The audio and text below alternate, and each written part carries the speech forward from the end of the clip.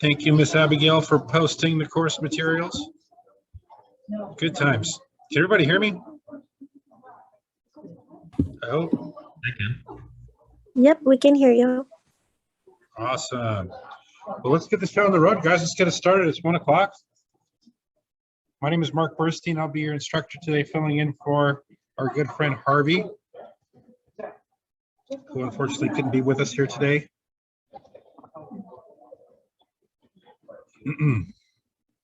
But our prayers are with Harvey and his family.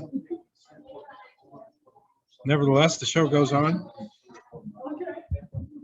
Today we're talking about working with buyers. How many of you guys are working with buyers right now?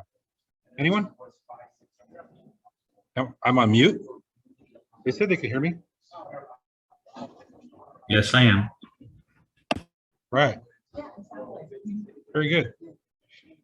So we've been going through the course here. So we're already on the 4th step. So hopefully you guys have any questions or concerns about steps 1 through 3 that we should address before we move on. You guys pretty set about the pre-buyer consultation and getting people to come to an agreement on working with you exclusively?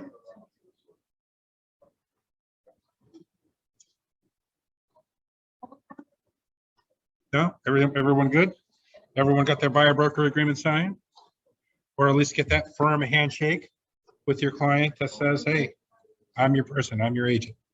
We're going to work together exclusively, and I will be working on your behalf to help you find the perfect home. And that's really what we're going to be talking about today, right? We're going to talk about finding the home, helping the clients find the home. We'll talk about the difference between selling a home and showing a home. Talk about showing less to sell more and overcoming buyer reluctance. Now, a lot of the buyer reluctance issues you guys have already addressed with your pre-buyer consultation, right? People have made a commitment to be a buyer and made a commitment to work with you to help them find their perfect home. Now we got to get to it and do it. Right? Now we got to get to it and do it. So guys, what are your goals for this step as far as finding a home? Is there anything specific that you guys want to make sure I address?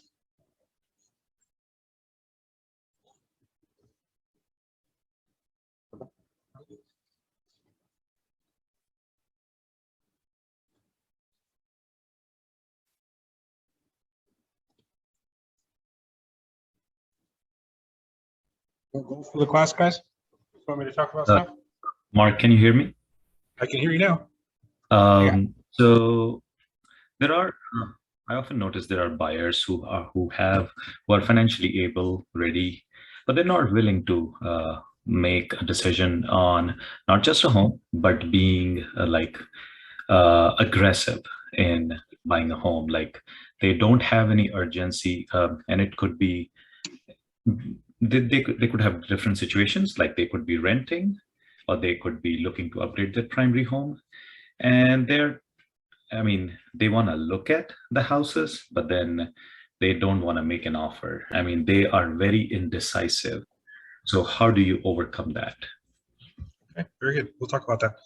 A lot of that is you just want to be very clear on their goals and have a clear understanding of exactly what they're looking for relative to their budget.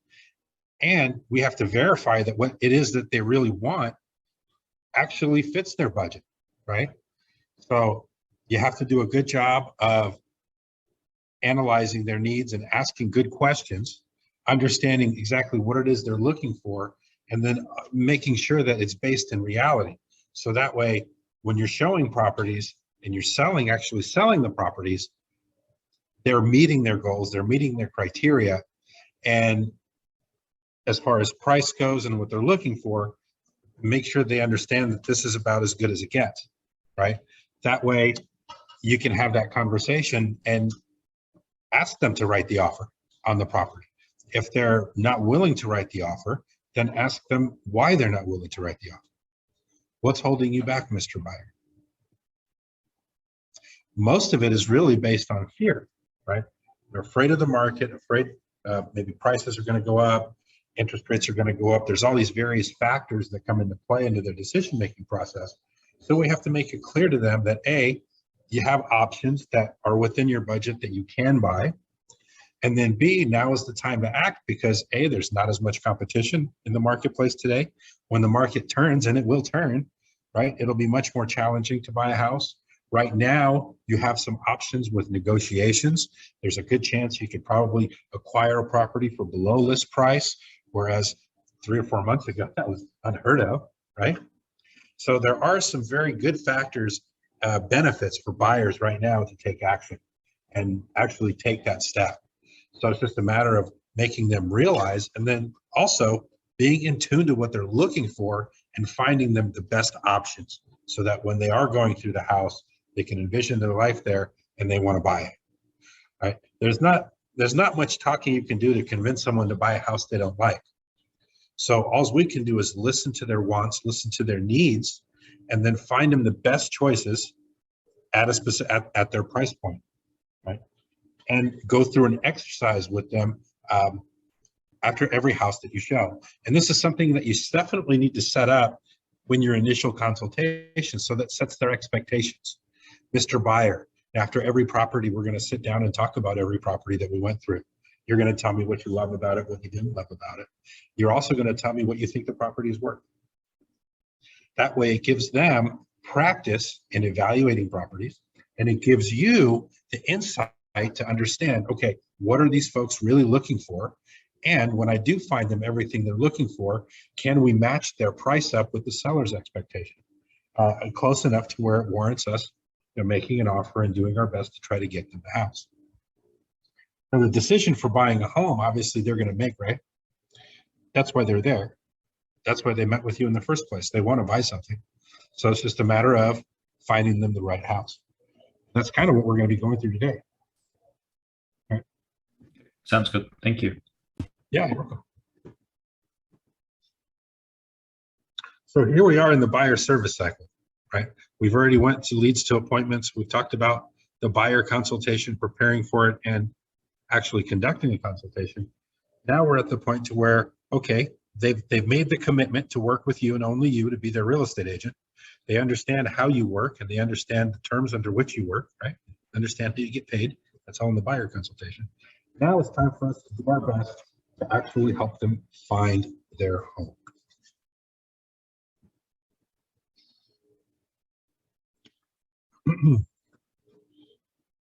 Now, selling a home versus showing a home, right? We're in the business of selling homes, right? Not just showing homes. But the most critical factor in this is we have to be very in tune to what our buyers are looking for and do our best job of only showing them the very best properties.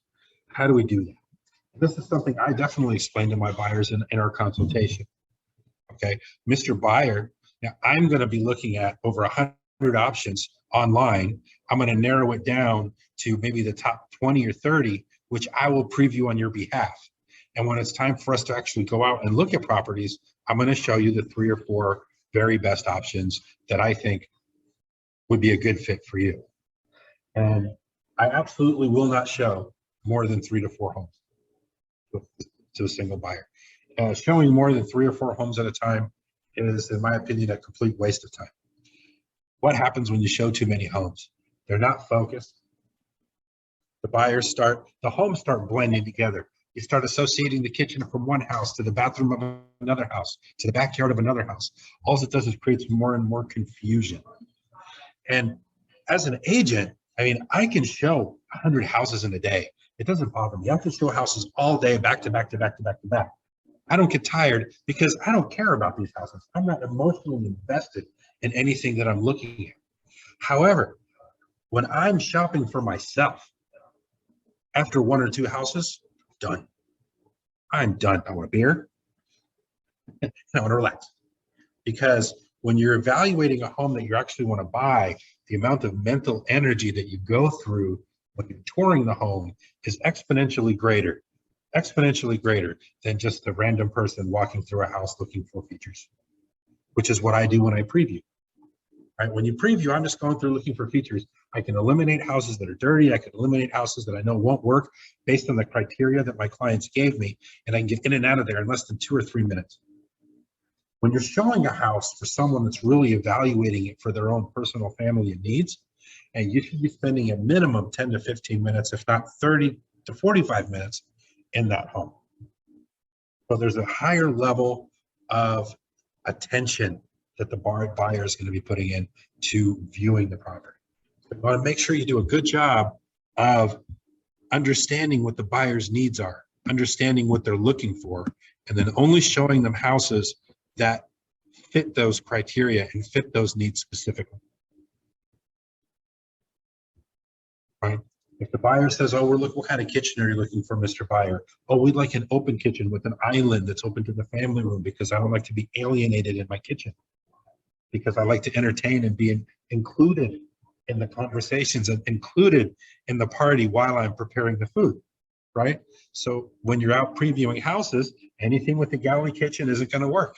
Anything with the pocket kitchen that's separated out isn't going to work. So don't show them those types of properties, right? Only show them properties that meet their criteria.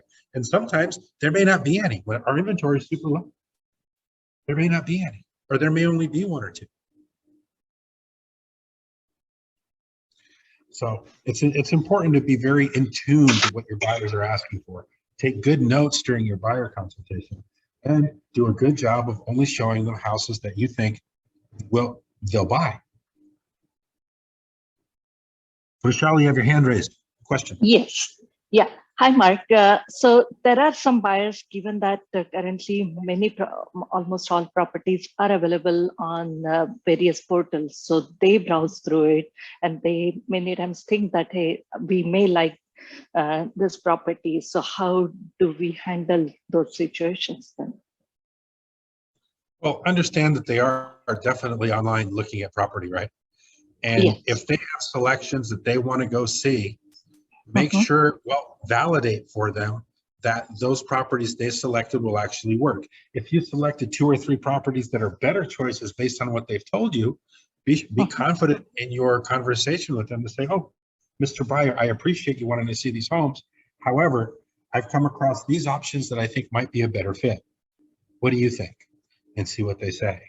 And remember, there's only going to be a maximum of 4 homes. Don't show more than 4 houses. So make sure that, okay, Mr. Buyer, if these 2 or 3 are ones you want to see, have you seen the ones that I've selected? Yeah. So in addition to those, we'll show them the one they want to see. Please. Yeah. In addition to those, I shortlisted for them if they would like to see more. I know if I have shown many homes in a day and it gets saturated towards the end of the day, then they definitely cannot make a decision. But after visiting property, although their criteria initially was say open kitchen, and after visiting the property, showing them, they may think that, hey, this may work too. So they keep changing the criteria once they, especially last year when things were definitely not working in favor of buyers. Although they liked the properties, there was very less chance of they getting into contract. That was the market back then. And that's another layer of expertise that you have to interject into the process. Because what happened back then? Were prices necessarily transparent? Do you guys understand when I say transparent pricing? Yes. That means if all the listing agent got was the list price, would they sell the house? No. There's in many cases, they're underpriced 15-20%. That's true. Yeah. Or buyers were ready to pay extra to get the property. Well, sure. But how much extra is not necessarily known up front? And what you must understand is you're the expert.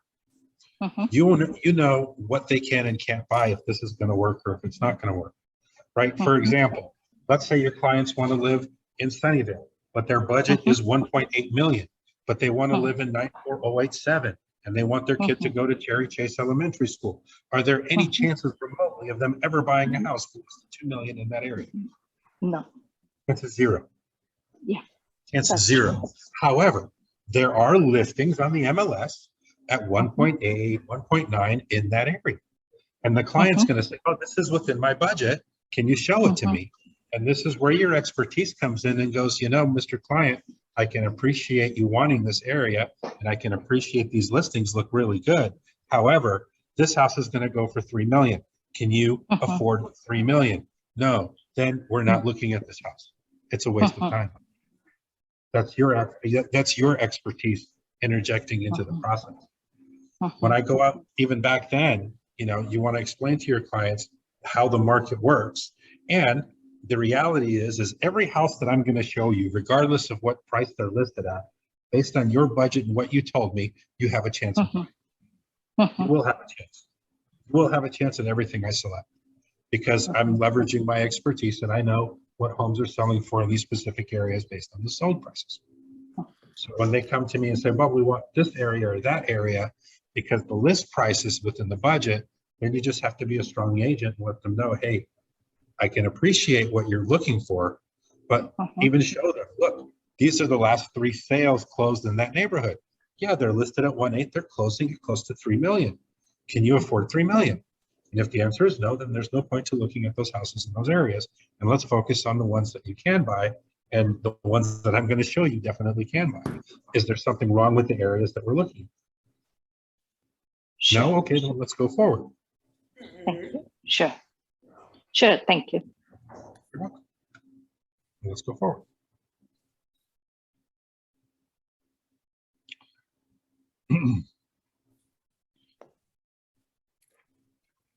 So what does it say here? The discussion of a couple relocating to a new town.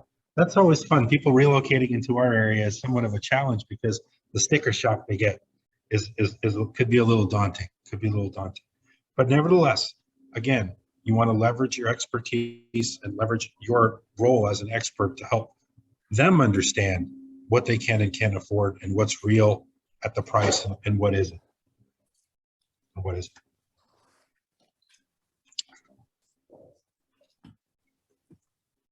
All right.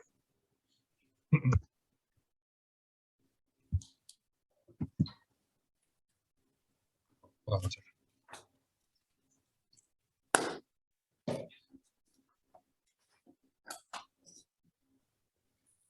So selling a home versus showing a home.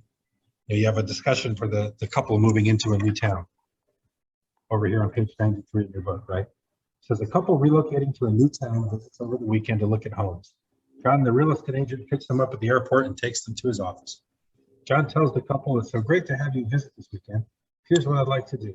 I'm going to ask you a lot of questions about your lifestyle, what you love about your home, and what you don't like so much about it, and what you're excited to have in your new home here. So this actually is part of the consultation, right? Initial consultation. A lot of times people coming into a new town, they kind of need to know what different places or different neighborhoods might work for them. So necessarily getting them sold on the first showing is going to be a challenge. But nevertheless, it's still important to get a thorough understanding of what their expectations are. That way, if they're not a fit or if there's not a match, their expectations don't align with the reality, then you might save yourself a lot of time by letting them go. That happens sometimes. That happens sometimes. I had a situation once where people just came in kind of off the street. They were very similar to this scenario. You know, they're relocating here from Philadelphia. Their husband was evaluating a very nice job offer at Apple, making twice as much here than he was there. But quickly they realized that, hey, they live in a luxury neighborhood in Philadelphia, and they were going to get $400,000 for their home. However, the same level of area in our part of the woods would have been like Cupertino, Los Gatos. And what can you buy for $400,000 in Cupertino and Los Gatos? Nothing, not even a studio apartment, right? So they had to come to a quick realization that, hey, maybe the offer from Apple needs to be even higher in order for us to make this work for our budget. Unfortunately, we weren't able to get them in. So people relocating to a town, nevertheless, need to understand what the prices are, and that's what our job is, to kind of educate them and set their expectations. Now, if we do have a good match, obviously, they can afford what they're looking at, then we have to be prepared and, be ready to show the properties. Obviously, if the homes are vacant, very easy to go in using your lockbox. If the homes are not vacant, what do? We just make sure that we schedule appointments that we can go and see the properties and allow for 15 to 20 minutes of time within each house. Now, the buyer will only spend that much time in the house if they like the house. I would always argue that I'm only going to show them houses they're going to like. So we should allow for that 15, 20 minutes of time for every showing. And when showing homes, be very careful, always think about your safety, especially when working with people we don't necessarily have a good relationship with, or we don't know them very well. In our area, I think that's a little rare. In most cases, especially my practice, I only work with people I know, or people that are referred to me. So that makes it a little easier for the safety portion. But it's something to be very cognizant of when you are touring homes or you're showing homes to people that you might not know. So you want to have your toolkit ready. What do they say in your home toolkit? You want to make sure you have your paperwork, right? The customers from the MLS, but the properties you're going to show. So make sure you have some office supplies. Maybe you want to give them a notepad or the MLS printout for every house you want to see, and then a little clipboard so that they can take notes. They have questions or concerns on the properties they're looking at. Have a list of important contacts just in case you need to make a phone call or whatnot. You want to have your map, GPS on the phone is usually our best friend. A first aid kit's probably not a bad idea either. Make sure you have some Band-Aids, some burn cream, and whatnot. Never actually had an issue before, but you never know. Somebody could get a paper cut or something. You never know. Good to have that. A flashlight is definitely a good tool to have in your arsenal, just in case you're showing a property where the power might be out. I know this was probably more prevalent in the good old foreclosure days. These days, most of the houses do have their power on, but you never know. You never know. Have a level, tape measure. Umbrella is a good idea, although it doesn't rain very much here. Have some light beverages and snacks. Entertainment for kids, coloring books would be a great idea because sometimes you need to distract the kids, otherwise they're going to be running around the house and causing havoc. I had a good experience with this a couple of weeks ago. And a digital camera, again, your phone's going to be your friend. What other things do you guys think might be a good idea to have so you're prepared for all your home showings? Any other tools for your toolkit? A measure or a measuring tape. Yeah. A tape measure or measuring tape is a good idea. That way they can make sure their couch can fit through the door, if you will, sometimes. That's a concern. Anything else?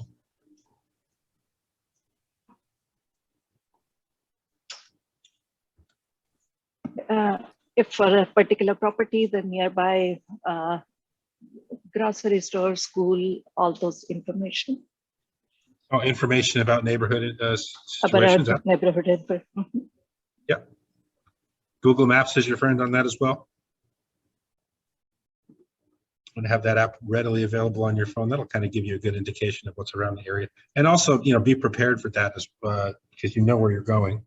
Let people know what is the local features of the neighborhood. Absolutely.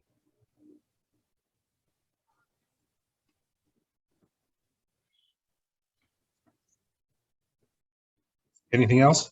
How about some marbles? Roll them on the floor, see if the floors are level. There's some things you might not want to know.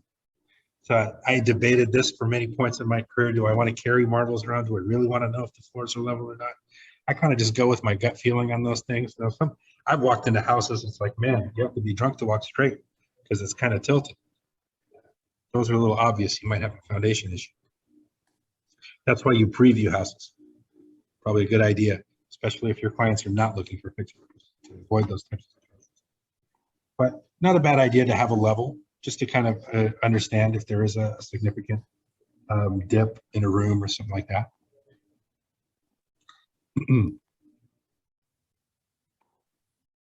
So what about safety? What are some of the things we can do to ensure that we stay safe when showing properties to people we don't necessarily know? For me, I'm 6'4" and weigh 250 pounds. People usually don't mess with that. But a lot of you may not have the natural advantages that I have for safety in those regards, right? So what can we do to keep safe?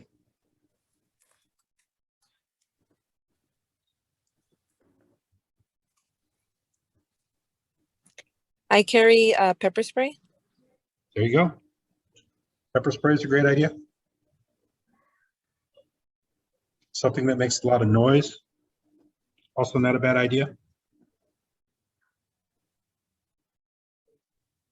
Let people know where you're going.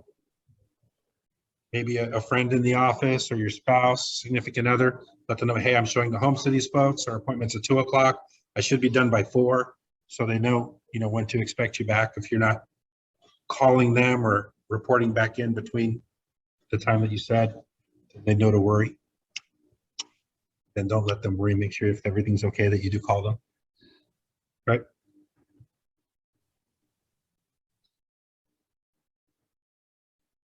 Here in our toolkit, it says establish a safety statement that lets your market center know that you need immediate help at your location. For example, right, I'm at location with the buyer's name, right? I'm in Santa Clara with the Johnson family and I'm missing some information on this property. It's on my desk. Can you bring it over right away? Right, that'll let whoever you're calling know that, hey, maybe you're dealing with people that aren't necessarily safe and that you may need some help and they should come. Like this is something I would never call and ask somebody to do, which is a little out of the norm, right? But just a couple of safety tips when showing properties.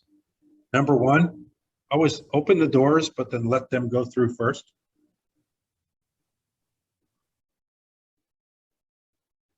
Be very cognizant of the exits and where you can escape in the case of worst case scenarios. And that goes for all the rooms in the house as well as you're touring the property. Open the doors, but always let the customer or the client go in first. So that way the door, you're always between them and a door. That way you're not getting trapped in any part of the house.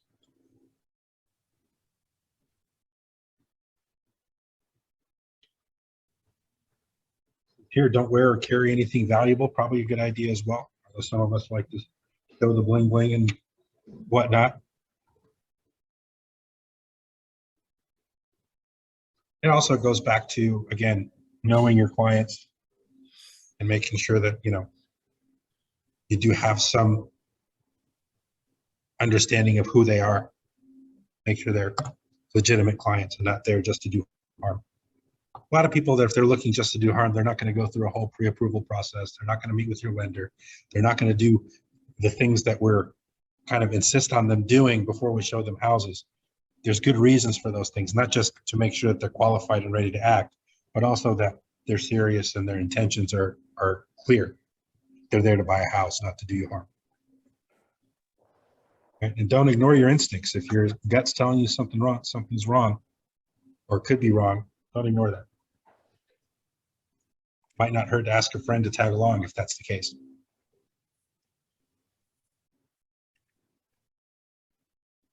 Sure. So show less to sell more. 8 tips to improve your service and sell more in less time. All right, number 1, maintain communication with your buyer. All right, make notes on buyer feedback and keep or eliminate properties so you only have 1 or 2 left at the end of the day. The goal is to submit an offer on the last one standing. So if you're showing 3 or 4 properties after you show one, and what I like to do is kind of sit the buyer aside and ask them for their feedback. Hey, what did you think of this property? What did you like about it? What you didn't like about it?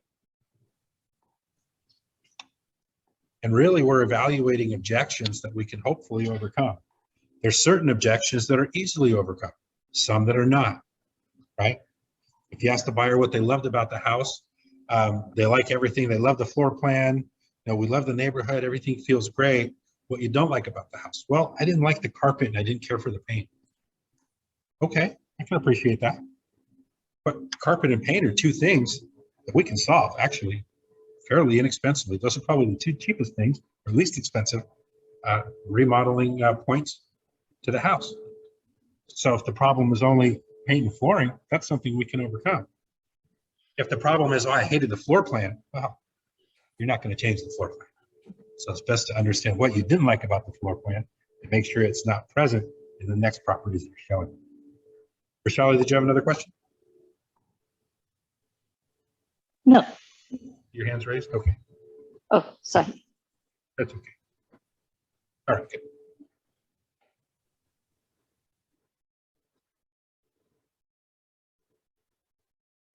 So as you're showing the property, as you show the second property, you compare and contrast one versus the other. Hey, which one did you like better?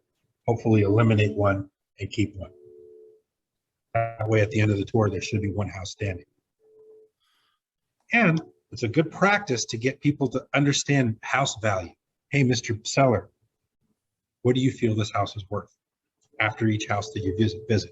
That gets them thinking about the dollars involved for that house. And if that dollar sign is aligning with the asking price and what you know to be in that market, then it could be a good candidate to go forward and see if they'd like to write an offer. Now, part two, take the most attractive route to each property.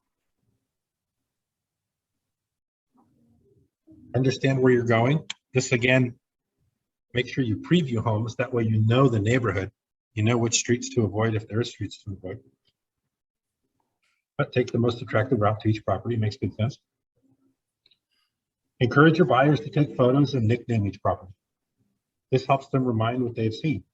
Now, what do you call this house? The house of the big kitchen house, or the pool house, or the shag carpet house. Okay. When you're showing the property, it says ring the doorbell twice before you enter. Want to announce yourself. Now, when we're on the MLS, it'll tell us if the property is vacant or not. But sometimes if it's a vacant home, doesn't necessarily mean nobody's home. Someone could be home. So it's always a good idea to ring the doorbell a couple of times. After you obtain the key from the lockbox and you open the door, announce yourself. Hey, realtor, coming in. Whether they're vacant or not. That way you're not surprising people.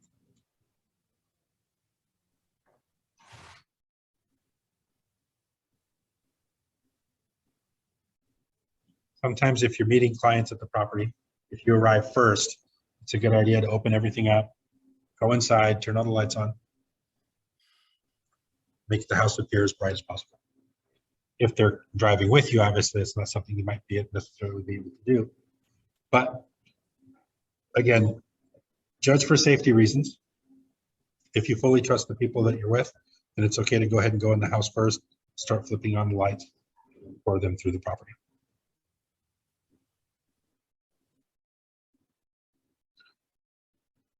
Show buyers what matters the most to them. On their own, while you follow behind, and stay with the decision maker if they split up. Usually they won't split up. Usually they don't. Usually they'll go through the house together. You're there to answer questions. I try not to interject too much or offer my opinions, because my opinions are my opinions. They might be vastly different, and I don't want to unduly influence the people that I'm working with, right? I want to get their feedback on the property. Things I will point out, though, if they're really starting to like the place, if you do start seeing some things that could be problems, like cracks in the walls, depending on what kind of cracks there are, the condition of some of the items, condition of some of the fixtures. But generally, I let the buyers do most of the talking and try to understand what they're looking for and make sure that we're having the right fit. Don't forget the little ones. All right, you'll need to appeal to the children also. The children do have a say in things. I always tell the kids to go pick their bedroom. Hey kid, which bedroom do you like the most? Which one's going to work? Especially if there's maybe 2 kids, have them go through as well. Ask them what bedroom they like the most. They usually pick the master bedroom if they're smart. But they know they can't get that one, so it's time to have the little little heart to heart or a little conversation. And number 7, yeah, keep thoughts about the property to yourself. You never know how the buyer is going to react. Everyone has different tastes. The buyers may love green shag carpet. You don't know. You walk in and goes, green shag carpet. You say that in a condescending way, they might get offended. They might not see anything wrong with green shag carpet. That's okay. They're the ones buying it, right?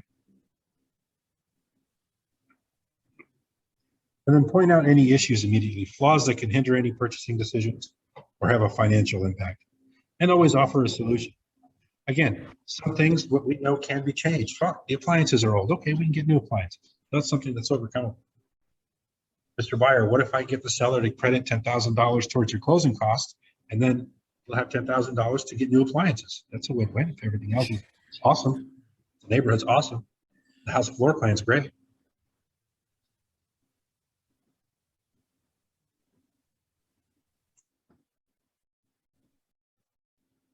Right?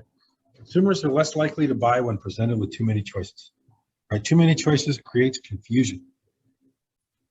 Confusion is not going to help you sell anybody a house. So again, we want to limit the number of homes that we show at any given time to only 3 or 4. And again, it's part of the home buyer consultation. Mr. Buyer, what are you looking for in a real estate agent? What's important to you in the process? And if it's my business and the buyer's in front of me saying, well, I'm going to need to see 100 houses before I make a decision, then I may quickly realize that this may not be the right buyer for me, right? That's a decision that you have to make. And if I can't get them to see the light in the fact that, no, I'm only going to show you 3 and you're going to pick one, if you're not good with that, then, maybe we're not a good fit. Maybe we're not a good fit. Understand your value, Mr. Buyer. For my value proposition is I'm here to save you time. I'm here to leverage my valuable expertise and knowledge of the area to save you time so you don't have to look at 100 houses. I'm going to show you the 3 best ones. You'll pick one. Win, win, win, right? All right. When you're touring through the properties, recognize the classic buy-in signals. Use affirmative words. What's an affirmative word?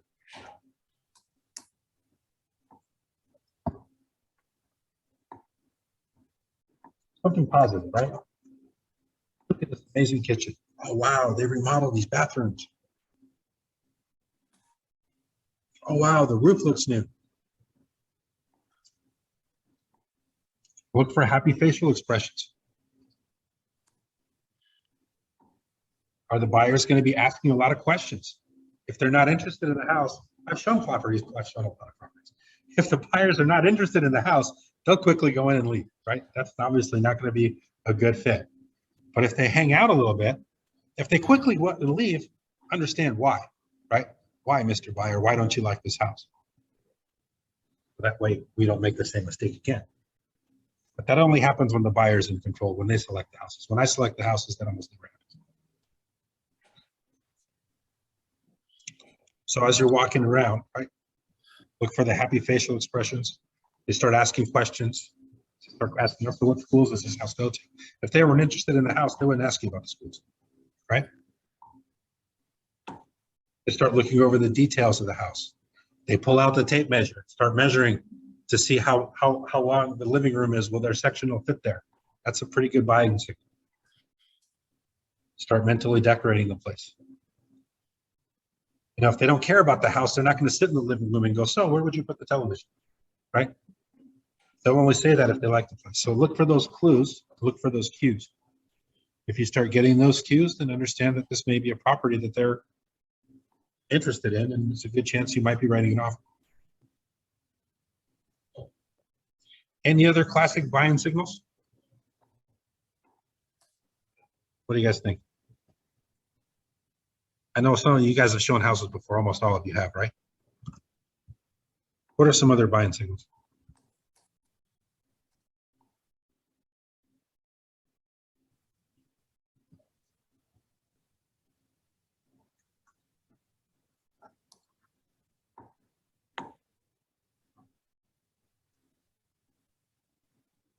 You guys still awake? Go in there and Zoom land. There could be a couple more, like they start talking about financing very seriously. They start calculating like their mortgage down payment. They start asking a lot of questions to the listing agent themselves, and things like, are you expecting offer on a particular date and stuff like that. So apart from just spending more time in the house itself. Absolutely. Start asking about the financial aspects of the home. Yeah, absolutely. Very good. Thank you for sharing. All right. What do you do if you strike out? Right? If your buyers don't see anything they like, maybe you misunderstood, made something, or didn't carefully listen and affirm their truth during the consultation. There's also a possibility that the buyers were not clear on their wants and needs to begin with. Guys, we didn't come up with the line, buyers are liars, out of the blue, right? You guys heard that before, buyers are liars? Why do we say buyers are liars? Because their needs and wants change with every property you show up. That's like part of being human. That happens. That's okay. The most important thing is that this isn't a repetitive process with them for 3 months, 6 months, or a year, right? If they didn't like the houses or any of the houses that you've shown them enough to write an offer, then it's important that we have that sit down discussion again. Have some clarity as to what they're looking for. Mr. Buyer, you told me these are the most important things. These properties met those important things. Did something change? Did something change? What changed? Maybe why did it change?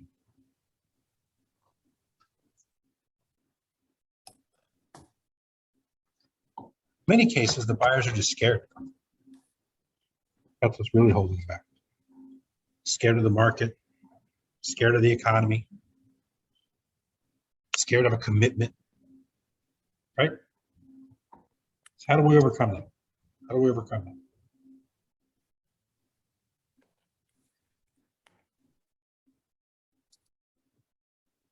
Well, number one, go back to their motivation. Guys, why are we here? Why are we looking at houses? Why did you decide to move? And remind them of why they need to move. Sometimes maybe they're outgrowing their current living environment. They have babies on the way, and their 2-bedroom condo is no longer going to be a good fit for their family of 5.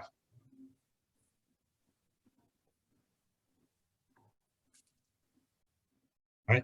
Go back to their needs and wants. Pull out that questionnaire, the buyer questionnaire, with the notes you took during the consultation, and show it to them again. Point out how the house does meet their needs and wants. Use the language they used when you captured their needs and wants during the buyer consultation. Remind them, hey, we're here for you, getting them what you're looking for. Make sure they understand their options. Sometimes there aren't very many options. Make sure they're clear on that.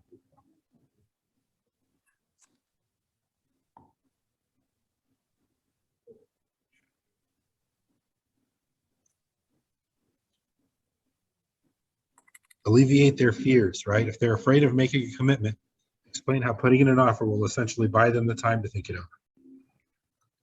Well, that wasn't necessarily the case really a few months ago, but it is the case today. It is the case today, right? A few months ago, it was very challenging to get any offers accepted with any contingency. But that market no longer exists. So there's a good chance that you will have time to think it over. And this way, if we do go after the house, you can actually get it.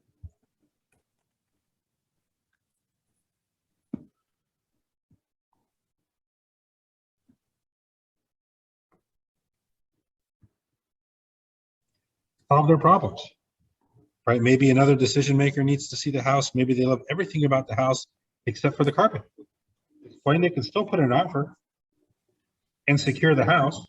You'll have a contingency so that we can address their needs and alleviate their fears.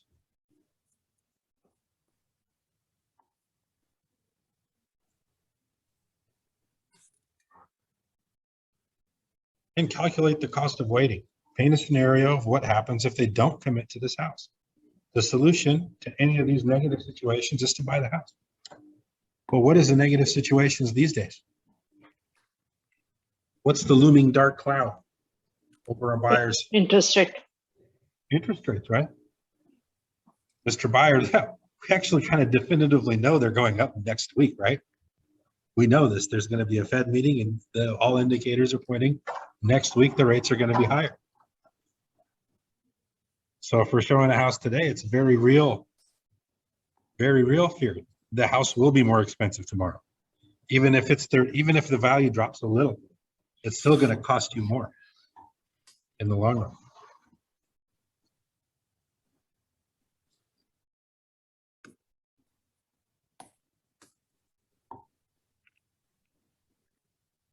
Any other points of buyer reluctance that we're coming across?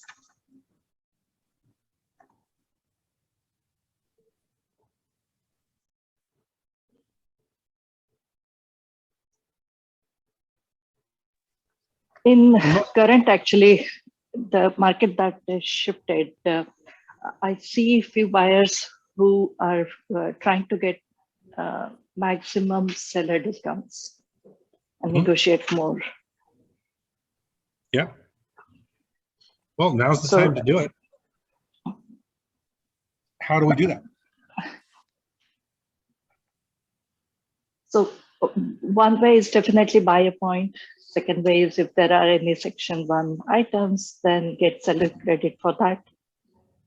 Yeah, that goes into structuring the offers, right? Mhm. There's limits to what, well, if the cash buyers are cash buyers, there are no limits. But if the buyers are working with financing, there is a limit to how much credit the lender will allow them to get back from the seller and their agent. So make sure we have a good understanding of what those limits are, so we can properly negotiate for our clients. You don't want to leave money on the table that'll make you look bad. And what I mean by that is, oh, we're going to negotiate a $20,000 closing cost credit when the closing costs are only $10,000, right? At the closing table, they're going to get the $10,000 credit. They're thinking they're going to get $10,000 more, but they're not. That's not a good position for you to be in, right? Because they're going to look at you and say, what do you mean? You told me we're going to get 20K back. Now they're only giving me 10K back. What about this other 10K? You don't get it back. Sorry. You need to account for it a different way. And you don't want to be in that position saying sorry at that point. You want to have a very clear understanding of what those guidelines are, so that when you're putting those offers together, whatever is expected is coming back the right way.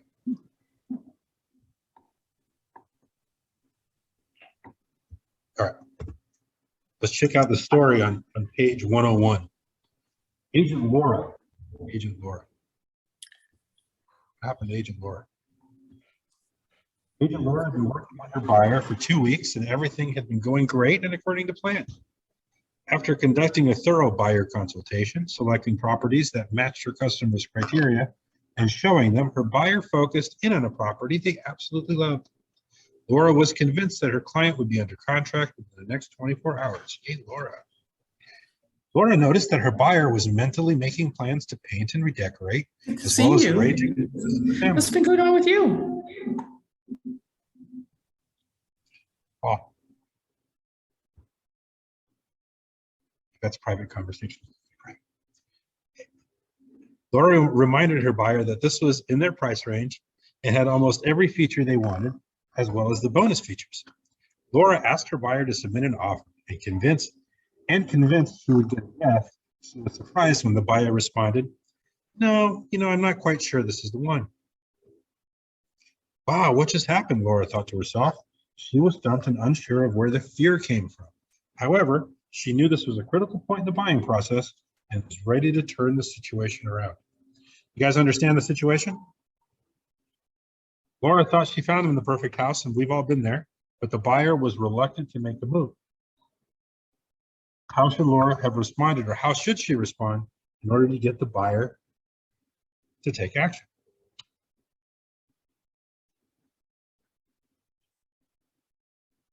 I mean, number one, you have to keep your cool and stay in curiosity. You don't want to get adversarial with your clients, of course. But remember, objections are buying signals. I think one or more steps closer to your decision. You can identify the issue, you can resolve it, and get your buyer to submit an offer.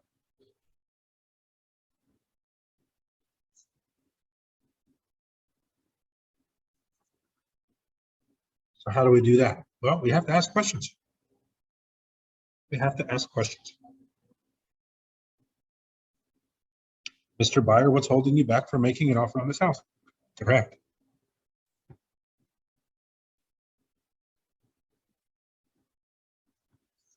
Right? What's holding you back from making an offer on this house?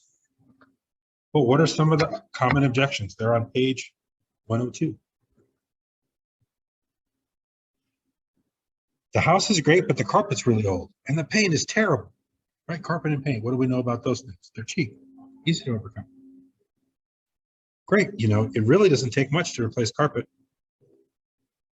We can ask the seller for a carpet allowance. How's that sound? What if I can get the seller to credit back $5,000 and we'll get you brand new carpets in the color you like? That worked for you, Mr. Buyer. That's it. I don't like the paint color. Oh, what if we get the credit? What if I can get you a $10,000 credit to offset your closing costs, and that way you can apply it to the paint of your dreams. Color the house the way you want it.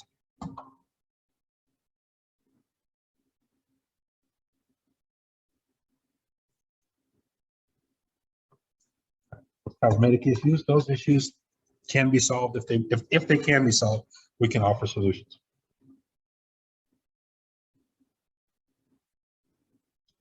The buyers want to sleep on it, right? Most common sales objection in all of sales is, we want to think about it. Okay, I can appreciate that. It's a big decision, right? It's a big decision to buy a house. You can appreciate the fact that they want to sleep on it. But a lot of cases, you know, people want to think about things because they don't necessarily have a full understanding of the process or a full understanding of what it is they're buying. So it's important that we ask the question. Sometimes it's just good to be direct. Hey, what is it? Let's think this through. Because tomorrow this house might not be available. What is it that you're looking to think about? What is it that's holding you back?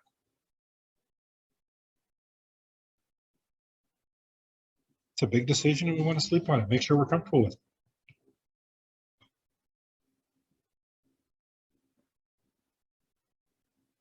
Right?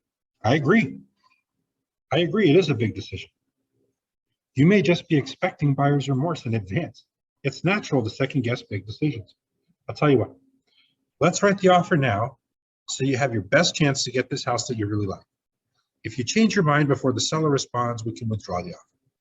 If your offer is accepted, well, you've got a great house and you have an option period to think about it and think it through further, right? If you have contingencies. Are you comfortable working in that group? Are you comfortable with that?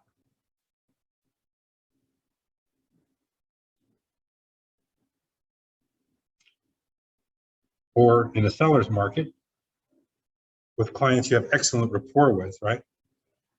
Hey guys, if you sleep on it, you may never sleep in it because things move pretty quick. Right? The buyer's afraid of making a bad decision. I just don't want to get locked in and realize I don't like it. Well, I know how to feel. Home is the largest purchase most people make. Tell me, what do you think might make this a bad decision? How can it go wrong? I try to work through that.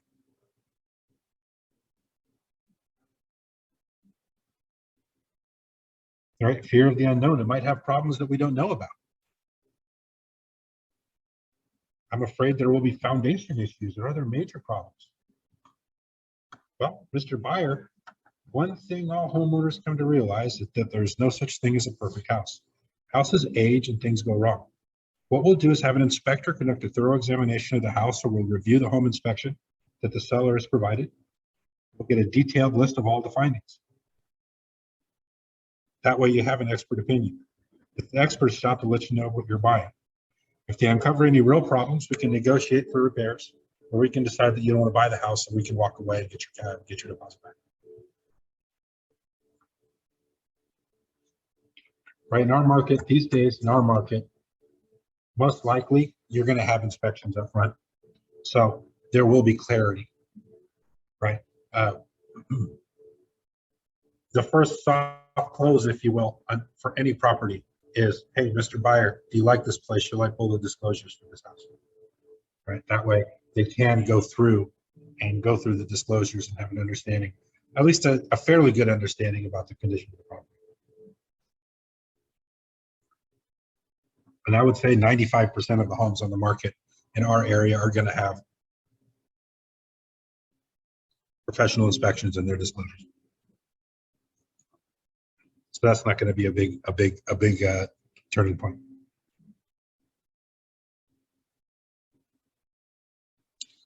But if the buyer just simply wants to see more houses, well, I can understand that and appreciate that, but tell me what you're thinking.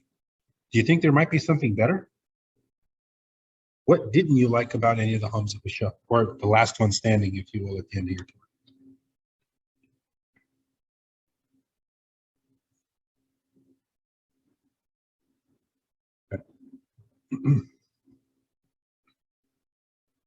A lot of this, guys, is going to be predicated on your listening abilities to be able to have a clear understanding of what your clients are looking for and have a clear understanding if that's based in reality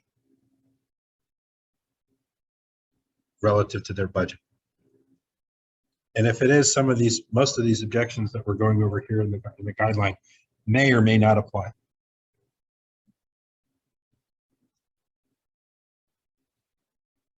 The biggest thing is, you know, get people comfortable with the houses that they're viewing, get them comfortable with the process, and then soft close. Hey, sounds like you guys like this place. Shall I pull the disclosure so we can take it a step further? After you pull the disclosures, make sure you go over it with them, send it to them via email, and then follow up. So, Mr. Buyer, was there anything in the disclosures that were of concern to you?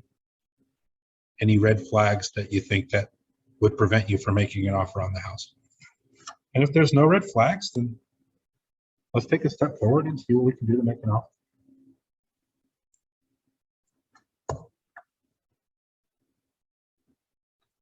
Any questions, any concerns, any objections that you guys are hearing in the field that you need some help? Some ideas to go over.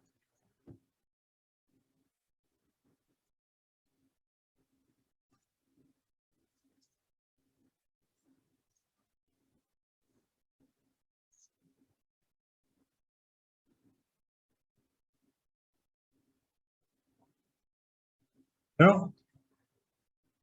You guys have been showing properties. You heard no objections. You're all selling houses to every house, to selling every house you show? Or are we just not asking the I questions? mean, no, sometimes objections are related to the lot size, especially if it is a corner unit. The actual lot size may reflect much more, but when you visit the property, the actual usable lot size is much lower. That's a very good point. That's a very good point. I've had many instances, right? You look on the statistics, oh, 12,000 square foot lot, but you go and look at the house and there's a very small backyard. How can it be possible for such a huge lot to have such a small backyard, right? So a lot of that is going to have to go into that whole, do I preview the houses for the clients or not? Now, with our inventory being super, super low, the whole art of previewing has kind of gone to the side a little bit. Because, man, I don't have 20 houses to look at to narrow down the best 4. I'd be damn lucky to find 4, right? But we're going to show them the 4 that we find. We're going to show them for the find. But still, if we have the time, we should take it to preview the houses, especially if it's a situation where they say, oh, the big backyard's important. Now, we do have some tools at our disposal with Google Maps and whatnot that could help alleviate some of those issues.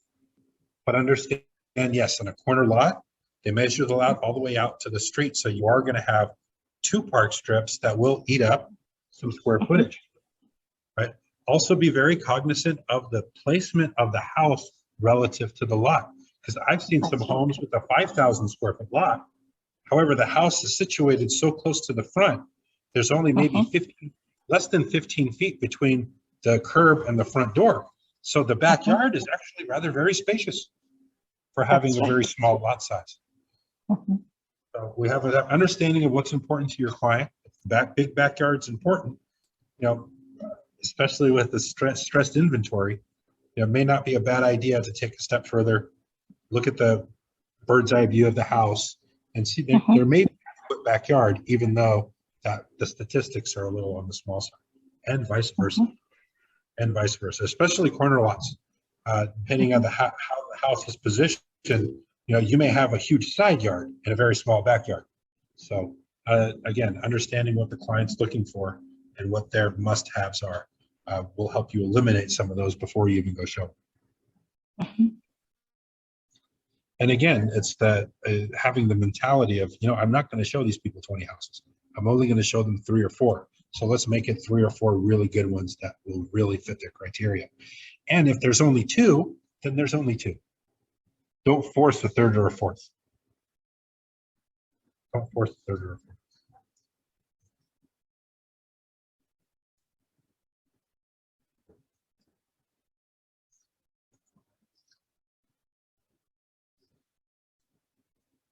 All right.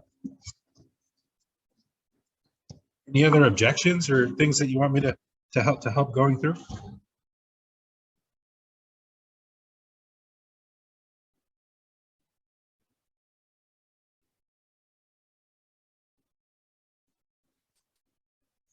Right, when we're at the point of showing the house, the idea of house buying should already be firm in their mind. Right? If they're not firm in their mind, then give them a list and send them on the open house parade.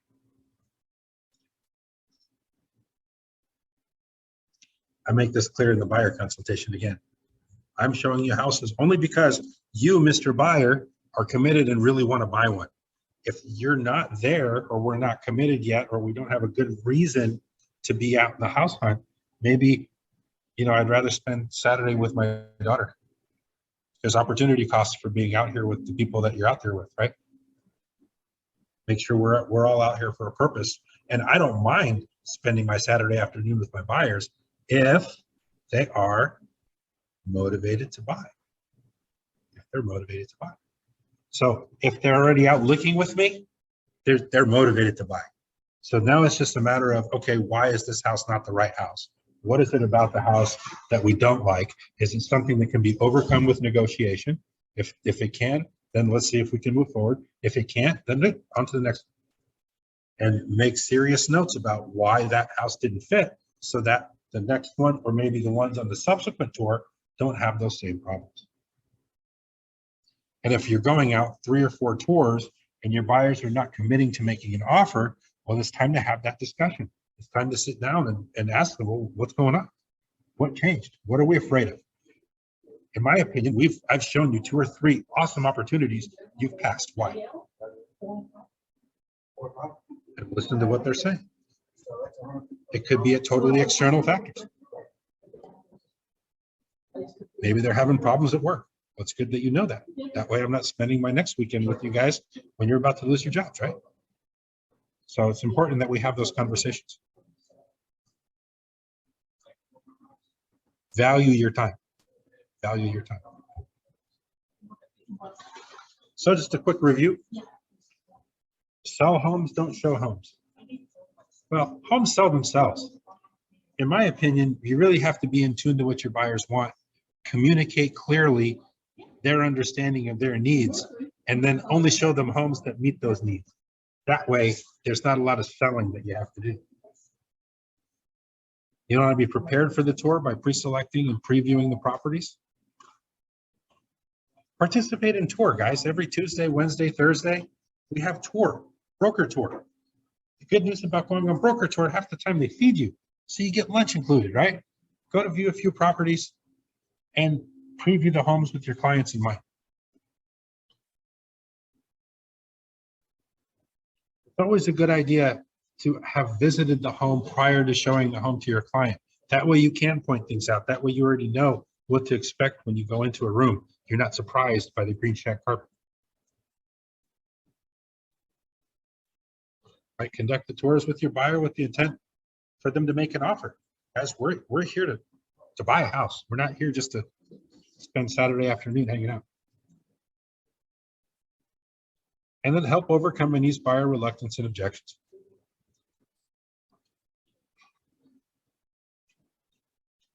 Questions about the interest rate, questions about the market. You guys should already have an arsenal in your overcoming objections arsenal, if you will, to help overcome those basic objections that we're going to hear about when we're out viewing properties with our clients, right? Doom and gloom in the market. The economy is facing a recession. Interest rates are going up. Now, the reality is yeah, we're kind of in a downward trend.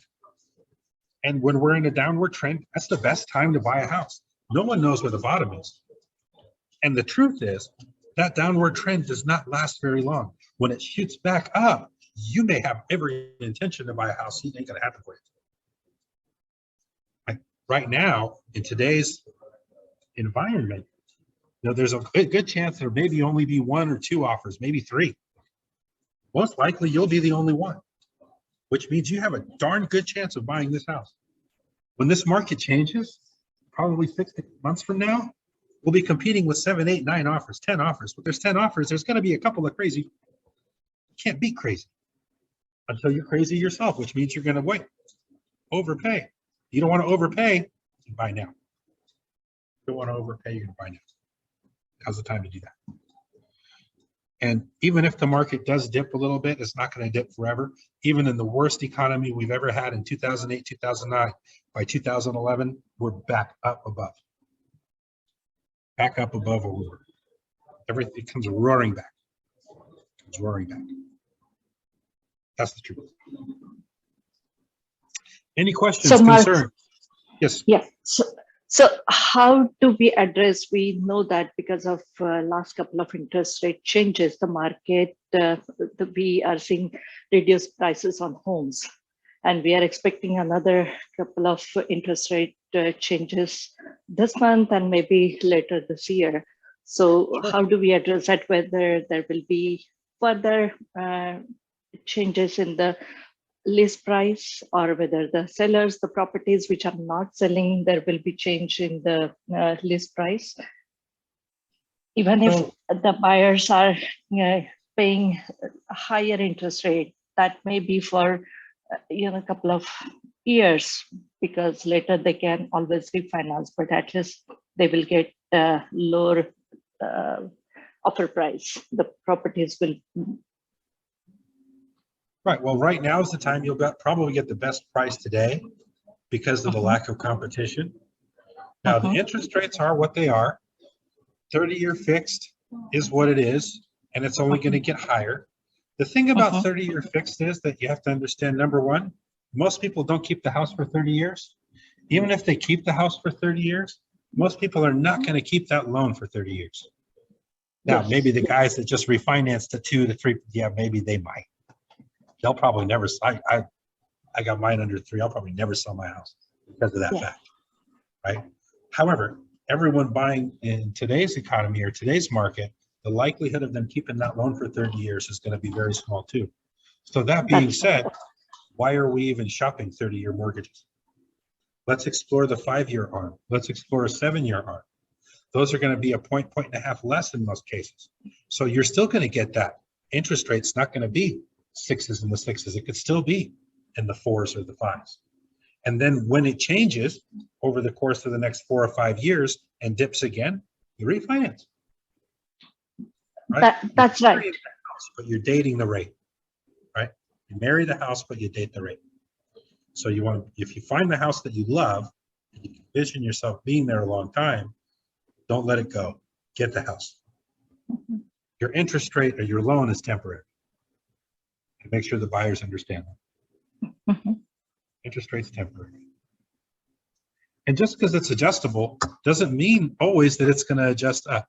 You guys have to have a basic understanding of how those loans work so you can help your clients work through those and understand those. Yeah. Right. The adjustable mortgages are based on indexes like a LIBOR or an MTA and a margin. And what those are from the lender so that you can calculate what they will be when they adjust. And in some cases, it could go down. Could go down. That worked very well for me in my personal situation. I had a monthly adjustable for the longest time. It was tied to an MTA, and the MTA was at 0, and my margin was 2.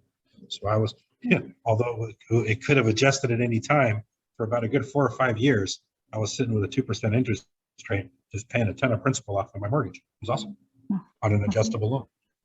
Worked out really well. And then when the rates we're at a good level, I took the 30-year fixed and it's like 3.25. Okay, it worked out. But the question could be, is it if the interest rates increase, definitely there will be some reflection in the list price. Yes, So, and it's going to be So- temporary. It's going to be temporary.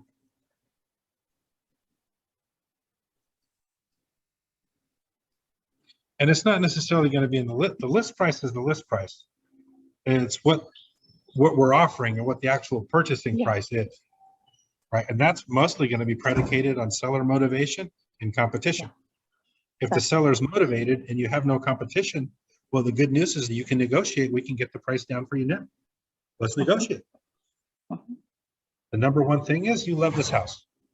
You're going to live here for a long time. You love this house. You're going to live here for a long time. You will win by buying the house. Because in time, you will be way ahead.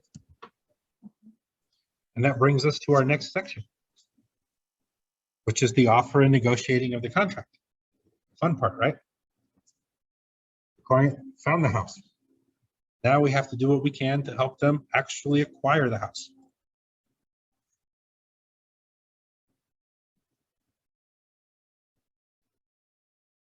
You guys made it to this step yet in your business? Offer and negotiating contracts yet?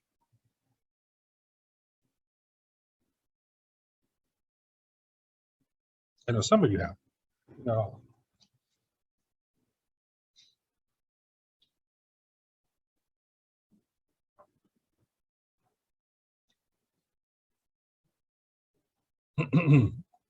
So this is exciting, right? You want to help your buyers make a strong offer that gets accepted by the seller. We're going to negotiate any differences and hope for a win-win conclusion.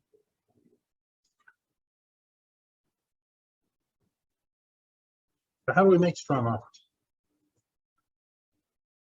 Well, you have to call and ask the questions. Talk to the listing agents. See what's going on in the experience of the listing. Going to find out what's important to the seller. You know, in some cases, still, we may not have transparent pricing. Mr. Listing Agent, is your list price transparent? Maybe way low. I don't know that. Must be asked.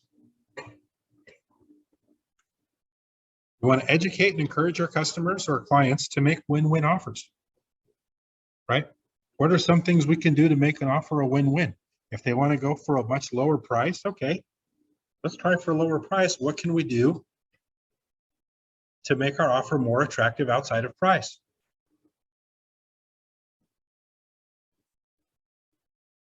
We can offer lower contingencies, right? We have some listings on the market. A client, the potential buyers are throwing some low numbers at me. Oh, well, your clients take, 10% less than the list price. The answer is maybe. We won't know unless you write the offer. But if you want the chance of getting a 10% lower list price, then make sure you review all the documents and don't give me any contingencies. That'll give you a good chance, right? A better chance. Can you close fast?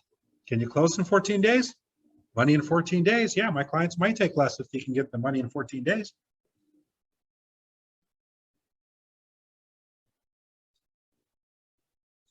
But if you want 10% low, you want 25 days of contingencies, you want to close escrow in 3 months, yeah, that probably is not going to work.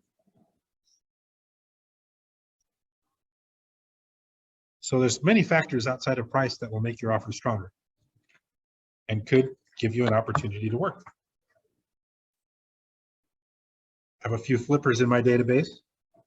How they get people to sell them houses, I have no idea, but they do. But they do at ridiculously low prices. And the way it works is they're coming with cash. They're closing in 10 days. They'll let the occupant stay in the house up to 3 months after close of escrow. They don't care.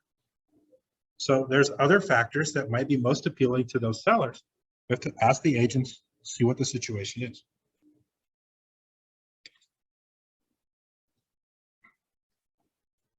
They want to present their offers immediately or in a timely manner. Eliminate as many contingencies as possible. again, in our market, we typically get all the professional inspections up front. So review those inspections, make sure that your buyers are okay with the condition of the home. If they're okay with the condition of the home and they want to get a lower price, well, it's easier for me to negotiate a lower price, Mr. Buyer, if we remove those contingencies. What are you afraid of? Well, at this price, I'm not afraid of anything. You know, sometimes it's like that.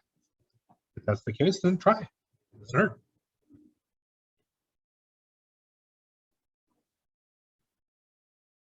Help your customer overcome any fears related to home ownership. So what are some things we can do to overcome the fact that maybe the furnace will break next month, or the water heater could explode, or the sewer line can break, can back up? Right, all these high ticket problems. Is there a way to mitigate those problems?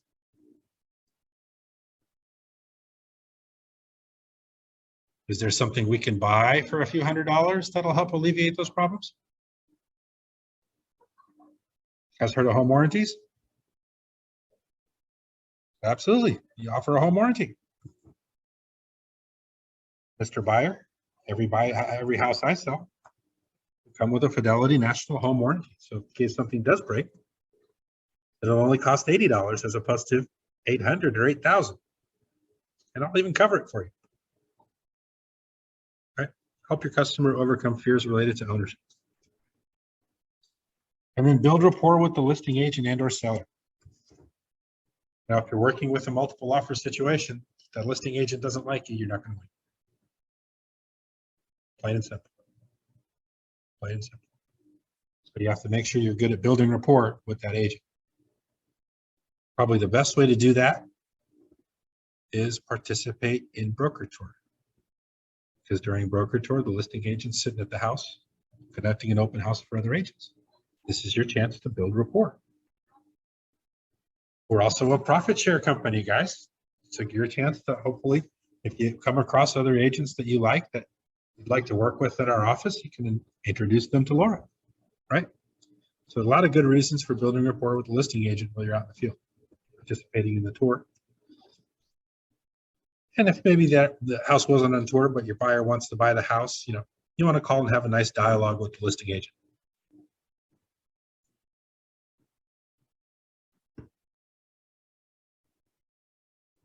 What are some good questions we can ask?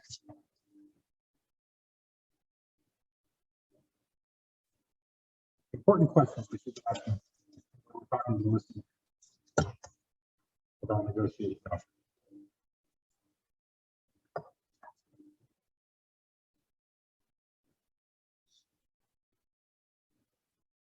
What are the seller's expectations? Do you have any other offers on the table? Have any other agents been contacting you about disclosures? How many disclosure packets are out there? Right, so you can kind of get a gauge on competition. And if the competition's lacking and the list price is really low, you may want to ask them if that list price is transparent. Hey, Mr. Listing Agent, I can appreciate that you may not have the multiple offers you were hoping for. If all your client gets is the list price, will they sell the house? It's not always a yes. It's not always a yes. Any other questions? What do you guys think? Still with me? So are the seller in contract with another property with contingency of selling this current one?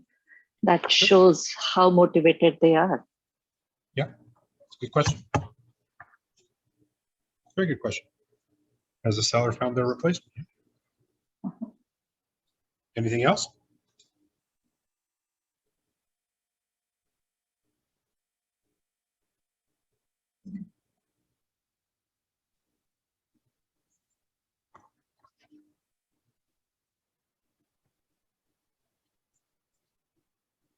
I think we covered the most important ones, right? Yeah. What's our competition and what does your seller want? Outside of price, is the seller looking for anything specific in your offer? Maybe they haven't found the next house. Maybe they may need a rent back 30 days, 60 days, right? Important to know that.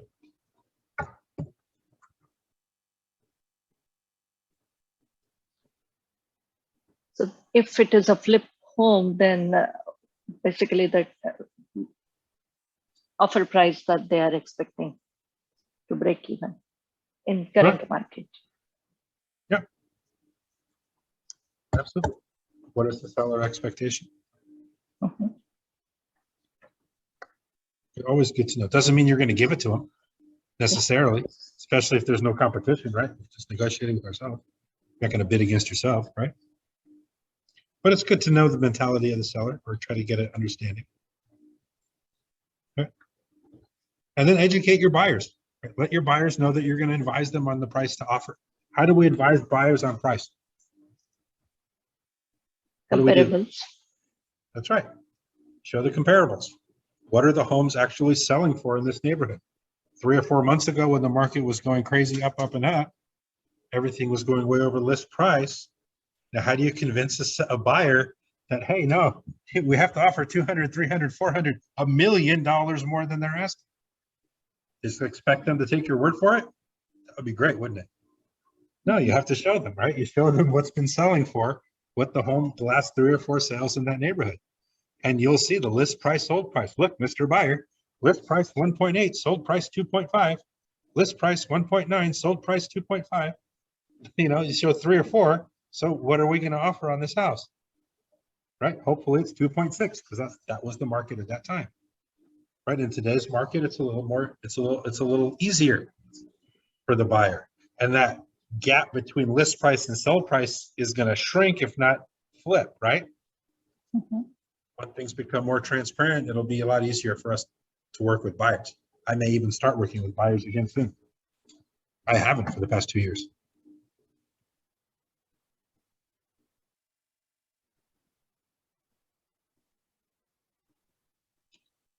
So we'll advise the buyer on the price to offer. We'll make sure the property appraises by doing the research on the area, especially if they're looking at appraisals to go with a contingency or not. Now that is something, guys, appraisers are appraisers. We should have enough expertise to be able to understand if we're pushing the appraisal limits.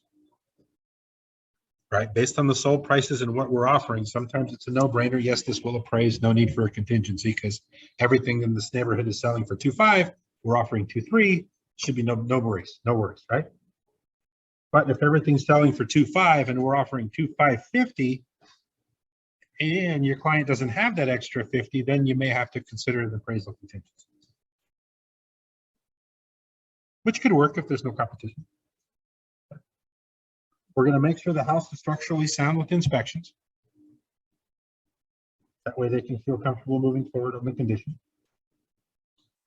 And they may or may not have contingencies. What are the contingencies? Property condition, financing, make sure their loan goes through, appraisal, make sure the house is worth what we're offering. If there's any homeowners association documents or situations, contingency to review those as well.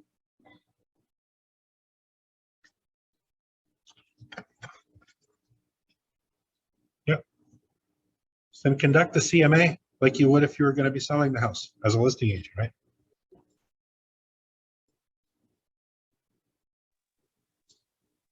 Make sure your CMA has the sold prices of the homes that are selling in that area. Take a look at the list price to sold price to sale price ratio. Make sure you guys are kind of in line. Cost per square foot, cumulative days on the market.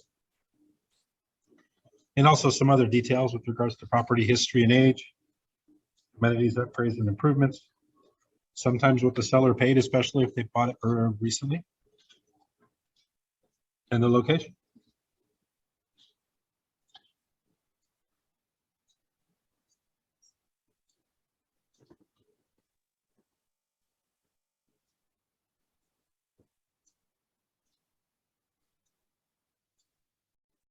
So the main points of negotiating the contract, right? You want to decide on the price. Obviously, the price is a very important factor. But then how solid is the buyer? Do they need a contingency for financing or do they have a full loan approval? How solid is the deal? Are we going to need an appraisal contingency or are we good with the appraisal?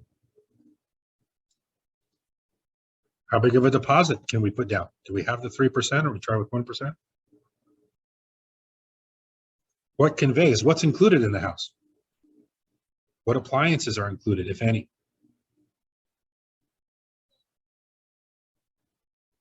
Closing costs? Typically, closing costs, we go by what's normal and customary for the county. They don't have to be, but typically they are, depending on the county that you're working with.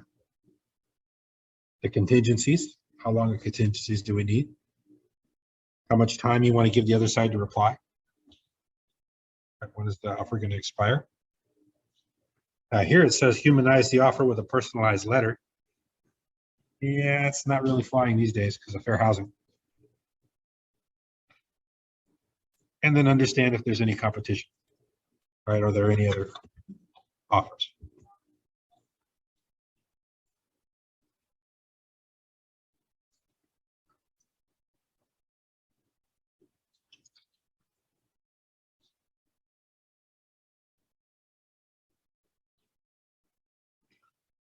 All right, so the 10 negotiation strategies.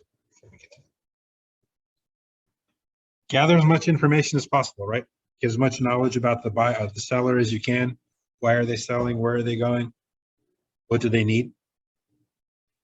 Yet you want to reveal as little information about your clients as possible, right? You don't want the other side to know what your client, how motivated your buyers are. Otherwise, they'll squeeze them for more money. Try to get a feel for how the seller will respond to your offer. Understand, ask the listing agent when they're going to be presenting the offer so you know when to even expect a response. A lot of times this depends on your offer, Mr. Buyer. If you give me 20% over list price, I'll have it signed within the hour. If you're coming in 10% under list price, they may have to think about it for a weekend, right? A lot of times you put offers out there and you're wondering, wait, why aren't these people responding to me in a timely manner? Well, most likely they're not happy with the dollar amount you put there. They may have to come around to it for a day or two.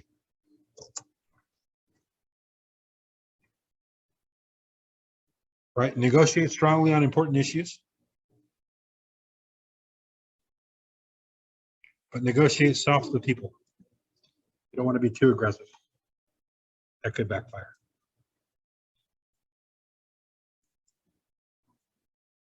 Focus on win-wins. Right? How can we, if we want to win on the price, how can we help them win with some terms?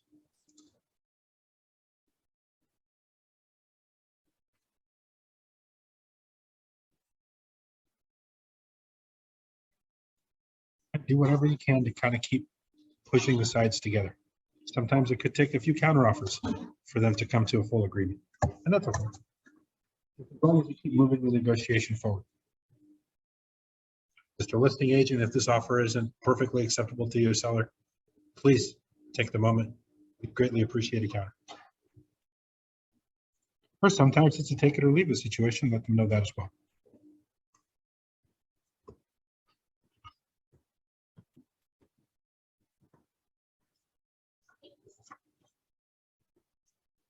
All right. So completing the contract, make sure that we have all initial and date all changes. Doesn't necessarily apply to us. We don't cross out things in our contract. I bought a house in Florida recently. They do. It confused me to no end. I thought it was crazy because every point on the counter offer, they just take the actual offer, cross out, and write something new there. I prefer our way of negotiating with separate counter offers a lot better. But it is what it is. You're working with what you're working with, the local customs of the area. Right? You want to verify the addresses, make sure you're buying the house you want to buy, right? And the seller is selling a house they can sell. We have 2 checkpoints on that in our contracts. We have the address and we also have the parcel number. So make sure that they're lined up to the same property. Get a signature for receipt of the option money. That's for the deposit. These days, our earnest money deposit is all on the buyer to bring to the title company. They're either going to wire it in or bring a check. Try not to handle this for them. You don't want to get in the middle of it. Get copies of the seller's disclosures and keep it with the contract. That makes sense. Get copies of all the addendums or counteroffers that go back and forth. And then make sure that everything The title company is going to handle most of the nuances of the actual transaction.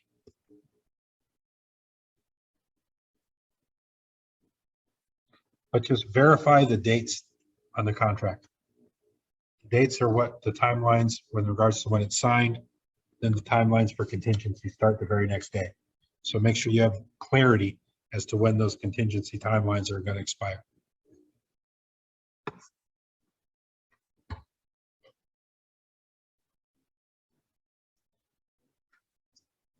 That's pretty much it, guys. Right, strong, solid offers. They don't have to be at a huge price either. Just make sure that everything, other parts of the offer are solid. Negotiate any issues that arise. Make sure you complete the contract in full. And think of win-win situations. Especially buyers very sensitive on price. It's okay, Mr. Buyer will be sensitive on price. Let's be aggressive in other facets of the contract. Maybe they'll need a rent back. Let's be accommodating. Maybe they'll appreciate your earnest money deposit being solid so we can reduce contingencies. Or maybe they'll appreciate a fast close of escrow. Let's make sure we're fully pre-approved so we can facilitate the fastest close possible. Try to make it a win-win.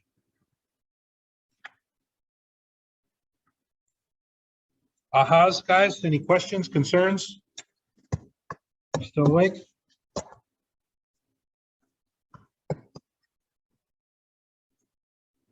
I know we did this class after lunch. Maybe some of you have big lunch. No, I had a big lunch. Actually, not a big lunch. I had a delicious lunch, actually. But then I had to stand up here and talk, so I'm still awake. Maybe if I was listening, I wouldn't be. You guys have any issues? Ahas, questions, concerns?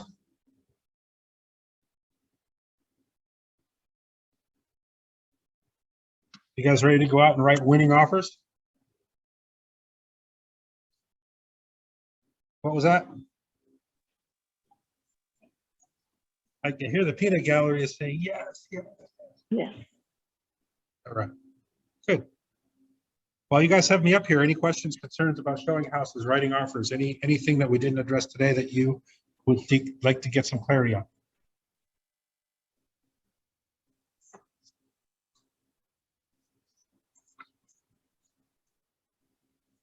All right.